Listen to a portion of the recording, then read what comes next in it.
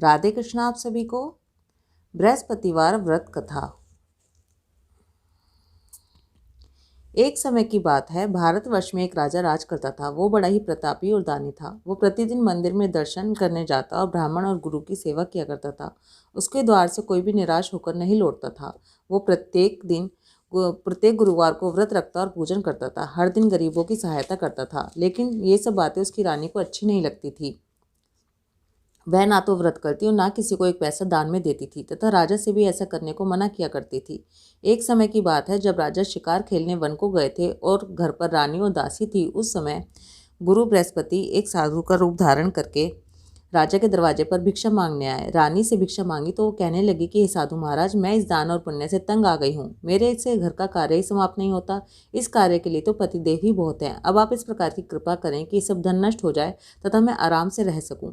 साधु बोले, हे देवी, तुम तो बड़ी विचित्र हो। संतान और धन से कोई दुखी नहीं होता, इसको सभी चाहते हैं।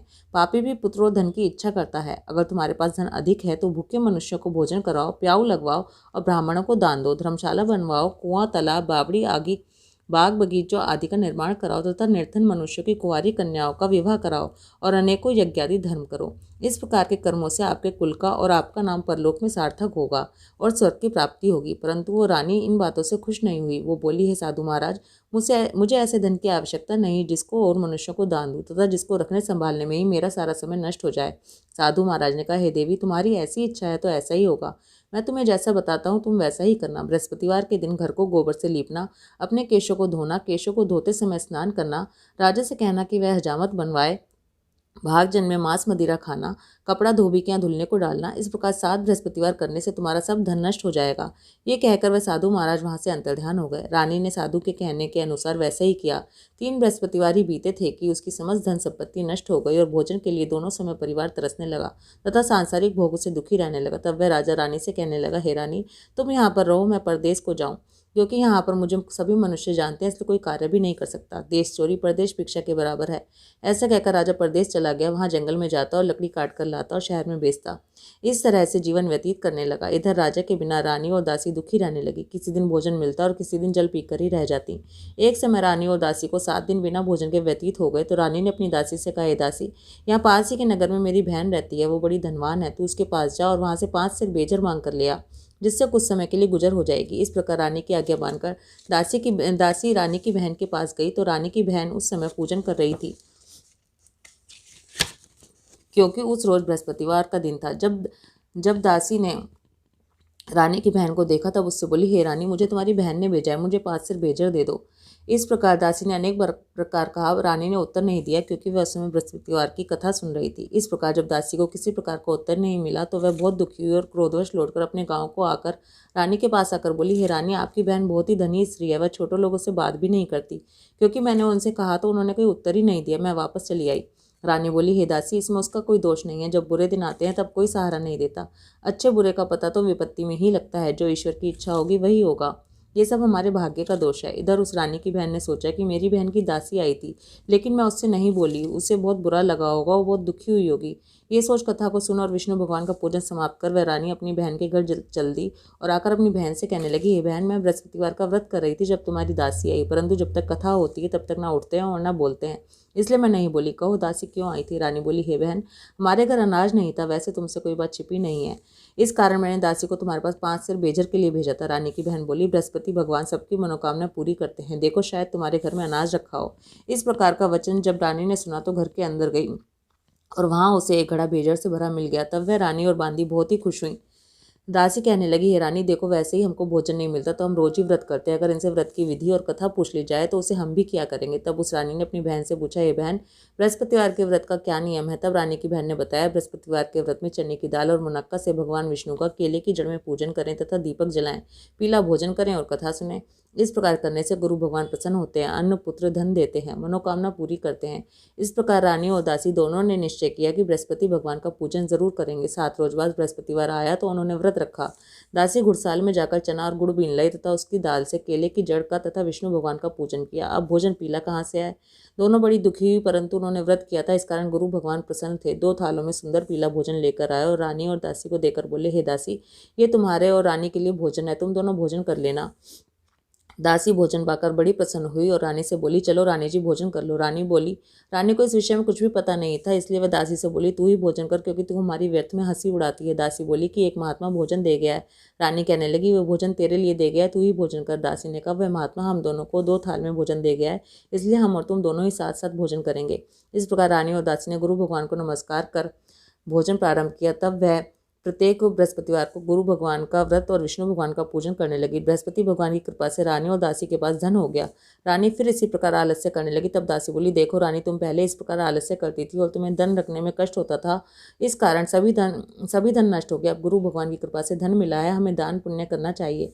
दान में भूखे मनुष्य को भोजन कराओ, प्याऊ लगवाओ, ब्राह्मणों को दान दो, कुआं, तालाब, बावड़ी आदि का निर्माण कराओ, मंदिर और पाठशाला बनवाकर दान दो, कुंवारी कन्याओं का विवाह करवाओ। धन को शुभ कार्य में खर्च करो, जिससे तुम्हारे कुल का यश बढ़े तथा स्वर्ग प्राप्त हो और पितृ प्रसन्न हो। तब रानी ने इसी प्रकार कार्य करने प्रारंभ कर दिए तो काफी यश फैलने लगा। एक दिन रानी और दासी विचार करने लगी कि ना जाने हमारे राजा किस दशा में होंगे। उनकी कोई खोज खबर भी नहीं है। गुरु भगवान से उन्होंने प्रार्थना की तो एक दिन भगवान ने रात्रि में राजा से स्वप्न में कहा, हे राजन, उठ, तेरी रानी तुझको याद करती है, अपने देश को चला जा।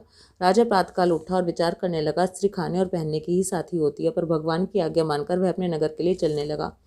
इससे पूर्व जब राजा परदेश चला गया था तो परदेश में दुखी रहने लगा। प्रतिदिन जंगल में से लकड़ी बीन कर लाता था और उन्हें शहर में बेचकर अपने दुखी जीवन को बड़ी कठिनाई से व्यतीत करता था। एक दिन राजा दुखी अपनी पुरानी बातों को याद करके रोने लगा। तब उस जंगल में बृहस्पति देव एक साधु का रूप धारण करके आए और राजा के पास आकर बोले, हे लकड़हारे, तुम इस सुनसान जंगल में किस चिंता में बैठे हो, मुझको बतलाओ। ये सुनकर राजा के नेत्रों में जल भर आया और साधु की वंदना कर बोला, हे प्रभु, आप सब कुछ जानने वाले हो। इतना कहकर साधु को अपनी कहानी सुना दी। महात्मा दयालु होते हैं। वे राजा से बोले, हे राजन, तुम्हारी स्त्री ने बृहस्पतिवार का अपमान किया था, जिस कारण तुम्हारी यह दशा हुई है। अब तुम किसी प्रकार की चिंता मत करो, भगवान तुम्हें पहले से अधिक धन देगा। देखो, तुम्हारी स्त्री ने बृहस्पतिवार का व्रत करना शुरू कर दिया। तुम मेरा कहना मानकर बृहस्पतिवार का व्रत करके चने की दाल और गुड़ को जल के लोटे में डालकर केले का पूजन करो। फिर कथा को और सुनो, भगवान तुम्हारी सारी मनोकामनाओं को पूरा करेंगे। साधु को प्रसन्न देखकर राजा बोला, हे प्रभु, मुझे लकड़ी बेचकर इतना पैसा नहीं मिलता जिससे भोजन करने के उपरांत कुछ बचा सकूं। मैंने रात्रि में अपनी रानी को व्याकुल देखा है, मेरे पास कुछ भी नहीं है जिससे उसकी खोज खबर मंगा सकूं। फिर मैं बृहस्पति देव की कौन सी कथा कहूँ, ये भी मुझको मालूम नहीं है। साधु ने कहा, हे राजन, तुम किसी बात की चिंता मत करो। बृहस्पतिवार के दिन रोजाना की तरह लकड़ियां लेकर शहर को जाओ, तुमको रोज से दुगना धन प्राप्त होगा, जिससे तुम भली भांति पूजन कर लोगे तथा बृहस्पति देव की पूजा का सामान भी आ जाएगा। बृहस्पतिवार की कहानी इस तरह से है। प्राचीन काल में एक ब्राह्मण था। वो बहुत ही निर्धन था। उसके कोई भी संतान नहीं थे। वह नित्य पूजा पाठ करता था, परंतु उसकी स्त्री बहुत मलिनता के साथ रहती थी। वह न स्नान करती, न किसी देवता की पूजा करती, प्रातःकाल उठते ही भोजन करती, बाद में कोई अन्य कार्य करती थी। इससे ब्राह्मण देवता बड़े दुखी थे। बेचारे बहुत कुछ कहते थे, किंतु उसका कोई परिणाम न निकलता। भगवान की कृपा से ब्राह्मण की स्त्री की कन्या रूपी रत्न पैदा हुई और वह कन्या अपने पिता के घर में बड़ी होने लगी। वह बालिका प्रातः स्नान करके विष्णु भगवान का जाप करने लगी, बृहस्पतिवार का व्रत करने लगी, अपने पूजा पाठ को समाप्त करके स्कूल को जाती थी, अपनी मुट्ठी में जौ भरकर ले जाती थी और पाठशाला जाने के मार्ग में डालती जाती थी। वही जो स्वर्ण के हो जाते तो लौटते समय उनको बीनकर घर ले आती थी। एक दिन वह बालिका सूप में सोने के जौ को फटक कर साफ कर रही थी तो उसकी माँ ने देख लिया और कहा, हे बेटी, सोने के जौ को फटकने के लिए तो सोने का सूप ही होना चाहिए। दूसरे दिन बृहस्पतिवार था। इस कन्या ने व्रत रखा था और बृहस्पति देव से प्रार्थना करके कहा, हे प्रभु, यदि मैंने आपकी पूजा सच्चे मन से की हो तो मेरे लिए सोने का सूप दे दो। बृहस्पति देव ने उसकी प्रार्थना स्वीकार कर ली। रोजाना की तरह वह कन्या जौ फैलाती हुई स्कूल को गई और जब लौटकर जौ बीन रही थी तो उसने बृहस्पति देव की कृपा से रास्ते में सोने का सूप मिला। उसे वह घर ले आई और उसमें जौ साफ करने लगी, लेकिन उसकी माँ का वहीं ढंग रहा। एक दिन की बात है, वह कन्या सोने के सूप में जौ साफ कर रही थी। उस समय उस शहर का राजपुत्र वहां से होकर निकला। इस कन्या के रूप और कार्य को देखकर मोहित हो गया और अपने घर जाकर भोजन जल को त्याग कर उदास होकर लेट गया। राजा को इस बात का पता लगा तो अपने मंत्रियों के साथ अपने पुत्र के पास गए और बोले, हे पुत्र, तुम्हें किस बात का कष्ट है? किसी ने तुम्हारा अपमान किया है या कोई कारण है? सो कहो, मैं वही कार्य करूंगा जिससे तुम्हें प्रसन्नता हो। राजकुमार ने अपने पिता की बातें सुनी तो वो अपने पिता से बोला, हे पिताजी, आपकी कृपा से मुझे किसी बात का दुख नहीं है, ना ही किसी ने मेरा अपमान किया है, लेकिन मैं उस लड़की से विवाह करना चाहता हूँ जो सोने के सूप में जौ साफ कर रही थी। सुनकर राजा आश्चर्य में पड़ गया और बोला, हे पुत्र, इस तरह की कन्या का पता तुम ही लगाओ, मैं उसके साथ तुम्हारा विवाह अवश्य करवा दूंगा। राजकुमार ने अपने पिता के वचन सुनने के पश्चात उस लड़की के घर का पता बतलाया। राजकुमार के बताए पते के अनुसार मंत्री उस लड़की के घर गए और ब्राह्मण कन्या का विवाह राजकुमार के साथ संपन्न हो गया। कन्या के घर से जाते ही फिर पहले की भांति उस ब्राह्मण देवता के घर में गरीबी का निवास हो गया। अब भोजन के लिए भी अन्न बड़ी मुश्किल से मिलता था। एक दिन दुखी होकर ब्राह्मण देवता अपनी पुत्री के पास गए। बेटी ने पिता की दुखी हालत को देखकर अपनी माँ का समाचार पूछा। तब ब्राह्मण ने सभी हाल कह सुनाया। कन्या ने बहुत सा धन देकर अपने पिता को विदा किया। इस तरह ब्राह्मण का कुछ समय सुखपूर्वक व्यतीत हुआ।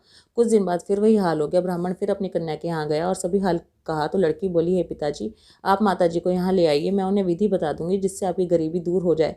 वह ब्राह्मण देवता अपनी स्त्री को साथ लेकर बेटी के घर पहुंचा तो पुत्री माँ को समझाने लगी, हे माँ, तुम प्रातःकाल उठकर प्रथम स्नान आदि करके विष्णु भगवान का पूजन करो तो सब दरिद्रता दूर हो जाएगी। परंतु उसकी माँ ने उसकी एक भी बात नहीं मानी और प्रातःकाल उठकर अपनी पुत्री और बच्चों का झूठन खा लेती थी।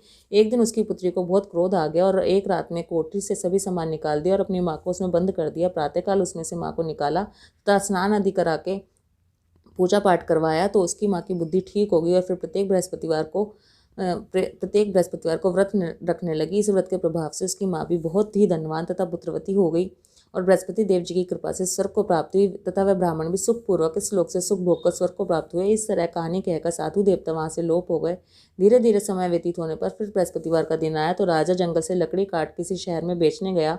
उसे उस दिन और दिन की अपेक्षा अधिक धन मिला। राजा ने चना गुड़ आदि ला रखकर बृहस्पतिवार का व्रत किया। उस दिन से उसके सभी क्लेश दूर हुए। परंतु जब दोबारा बृहस्पतिवार आया तो वह व्रत करना ही भूल गया। इस कारण बृहस्पति देव भगवान नाराज हो गए।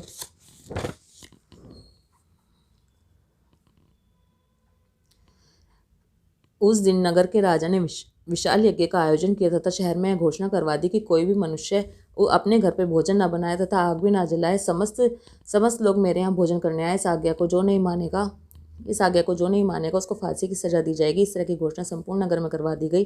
राजा की आज्ञा के अनुसार शहर के सभी लोग भोजन करने के लिए गए, लेकिन लकड़हारा कुछ देर से पहुंचा, इसलिए राजा उसको अपने साथ घर लिवा ले गए और ले जाकर भोजन करा रहे थे तो रानी की दृष्टि उस खूंटी पर पड़ी जिस पर उसने अपना हाथ लटका रखा था।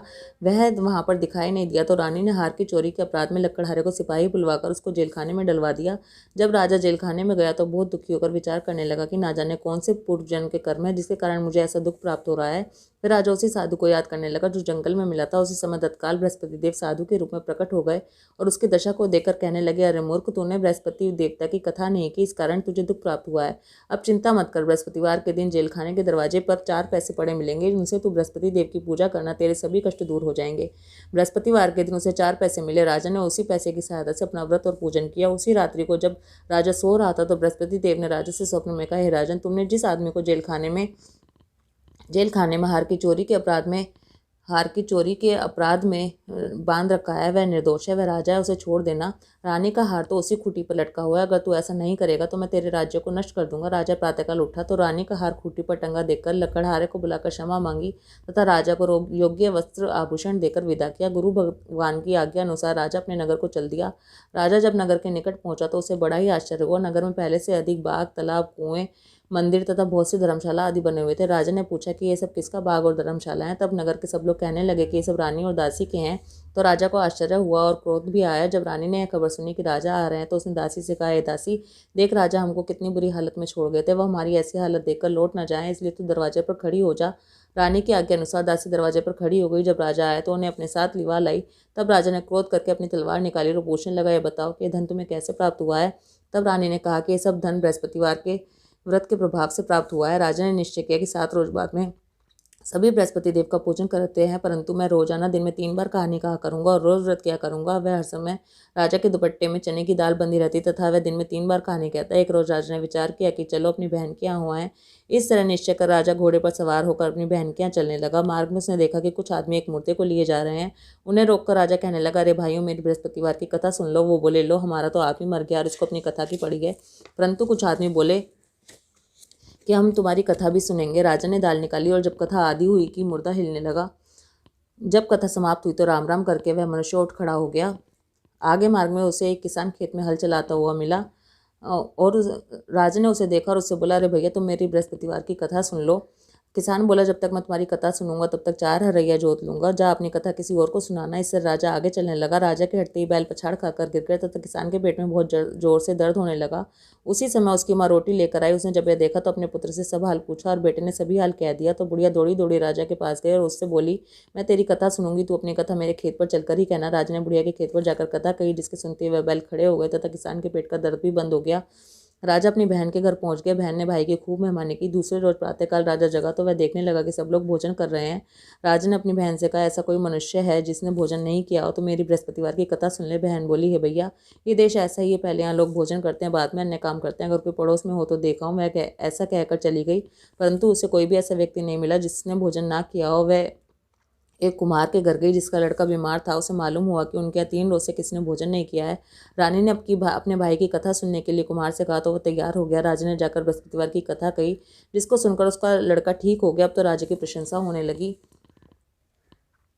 एक दिन राजा ने अपनी बहन से कहा, हे बहन, हम अपने घर को जाएंगे, तुम भी तैयार हो जाओ। राजा की बहन ने अपनी सास से कही तो सास बोली, हाँ चली जा, परंतु अपने लड़कों को मत ले जाना क्योंकि तेरे भाई के कोई औलाद नहीं है। बहन ने अपने भाई से कहा, हे भैया, मैं तो चलूंगी मगर कोई बालक नहीं जाएगा। राजा बोला, जब कोई बालक नहीं चलेगा तब तुम ही क्या करोगी। बड़े दुखी मन से राजा अपने नगर को लौट आया। राजा ने अपनी रानी से कहा, हम निर्वंशी राजा है, हमारा मुंह देखने का धर्म नहीं है और कुछ भोजन आदि नहीं किया। रानी बोली, हे नाथ, जब बृहस्पति देव ने हमें सब कुछ दे दिया है तो औलाद भी अवश्य देंगे। उसी रात बृहस्पति देव ने राजा को स्वप्न में कहा, हे राजन, उठ, सभी सोच को त्याग दे, तेरी रानी गर्भ से है। राजा को जब यह बात पता चली, सुनकर बड़ी खुशी हुई। 9वें महीने में रानी के गर्भ से एक सुंदर पुत्र प्राप्त हुआ। जब राजा बोला, हे रानी, स्त्री बिना भोजन के रह सकती है, बिना कहे नहीं रह सकती। जब मेरी बहन आए तो तुम उससे कुछ कहना मत। रानी ने सुनकर हाँ कर दिया। जब राजा की बहन ने शुभ समाचार सुना तो वो बहुत खुश हुई और बधाई लेकर अपने भाई के घर आई। तब रानी ने कहा, घोड़ा चढ़कर तो नहीं आई, गधा चढ़ी आई। राजा की बहन बोली, भाभी, मैं इस प्रकार ना कहती तो तुम्हें औलाद कैसे मिलती। बृहस्पति देव जी ऐसे ही हैं, जैसे जिसके मन में कामनाएं हैं सभी को पूर्ण करते हैं। जो सद्भावना पूर्वक बृहस्पतिवार का व्रत करता है, कथा पढ़ता है अथवा सुनता है और दूसरों को सुनाता है, बृहस्पति देव उसकी सभी मनोकामनाएं पूर्ण करते हैं। जैसी सच्ची भावना से रानी और राजा ने बृहस्पति देव की कथा का गुणगान किया तो उनकी सभी इच्छाएं बृहस्पति देव जी ने पूरी की। इसलिए सबको कथा सुनने के बाद प्रसाद लेकर जाना चाहिए। हृदय से उनका मनन करते हुए जयकारा बोलना चाहिए। बोलो बृहस्पति देव भगवान की जय, विष्णु भगवान की जय, गुरु महाराज की जय। बृहस्पति देव जी की आरती। जय बृहस्पति देवा, स्वामी जय बृहस्पति देवा। छिन छिन भोग लगाऊं, छिन छिन भोग लगाऊं, कदली फल मेवा। ओम जय बृहस्पति देवा। तुम पूर्ण परमात्मा, तुम अंतर्यामी, स्वामी तुम अंतर्यामी। जगत पिता जगदीश्वर, जगत पिता जगदीश्वर, तुम सबके स्वामी। ओम जय बृहस्पति देवा। चरणामृत निज निर्मल, सब पातक हरता, स्वामी सब पातक हरता। सकल मनोरथ दायक, सकल मनोरथ दायक, कृपा करो भरता। ओम जय बृहस्पति देवा। तन मन धन अर्पण कर, जो जन शरण पड़े, स्वामी जो जन शरण पड़े। प्रभु प्रकट तब होकर, प्रभु प्रकट तब होकर, आकर द्वार खड़े। ओम जय बृहस्पति देवा। दीन दयाल दयानिधि, भक्तन हितकारी, स्वामी भक्तन हितकारी। पाप दोष सब हरता, पाप दोष सब हरता, भव बंधन हारी। ओम जय बृहस्पति देवा। सकल मनोरथ दायक, सब संशय हारी, स्वामी सब संशय हारी। विषय विकार मिटाओ, विषय विकार मिटाओ, संतन सुखकारी। ओम जय बृहस्पति देवा। जो कोई आरती तेरी प्रेम सहित गावे, स्वामी प्रेम सहित गावे। ज्येष्ठ आनंद आनंद सो, निश्चय फल पावे। ओम जय बृहस्पति देवा। ओम जय बृहस्पति देवा। ओम जय बृहस्पति देवा। बोलो बृहस्पति देव भगवान की जय, विष्णु भगवान की जय। जय बृहस्पति देव।